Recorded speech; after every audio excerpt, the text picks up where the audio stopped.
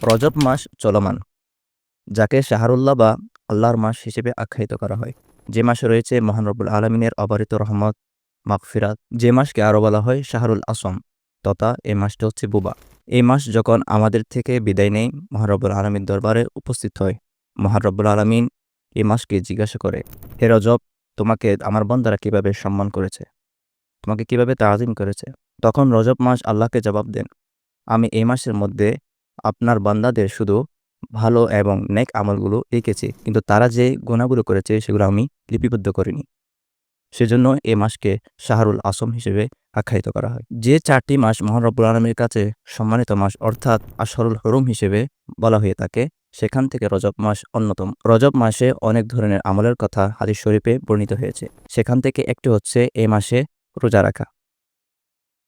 নবী করিম সাল্লাল্লাহু আলাইহি ওয়াসাল্লাম তার হাদিসে মোবারকায় ইরশাদ করছেন, ইন্না ফিল জান্নাতি নাহরান ইউকালু লাহু রজব আশাদ্দু বায়াদাম মিনাল লাবানি ওয়া আহলা মিনাল আসাল মান সামা ইয়াওমান মিন রজব সাকাহুল্লাহু মিন যালিকান নাহর।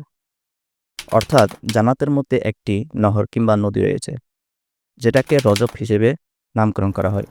নবী করিম সাল্লাল্লাহু আলাইহি ওয়াসাল্লাম ইরশাদ করছেন, সেই নহরের পানি দুধের চেয়ে বেশি শুভ্র এবং মধুর চেয়ে বেশি মিষ্টি। যে ব্যক্তি রজব মাসে একটি রোজা রাখবে, মহান রব্বুল আলামিন জান্নাতের সেই নহর থেকে তাকে পানি পান করাবে। সম্মানিত দর্শক শ্রোতা, আমরা যদি রজব শব্দটি খেয়াল করি, এখানে 3টি বর্ণ রয়েছে। র দিয়ে হচ্ছে আল্লাহর রহমত, রাহমাতুল্লাহ। জিম দিয়ে জুরমুল ইবাদ, অর্থাৎ আমাদের আল্লাহর বান্দাদের গুনাহ। তৃতীয় যে বর্ণটি সেটি হচ্ছে বা, অর্থাৎ বীরুল্লাহ, মহান রব্বুল আলমিনের অনুগ্রহ।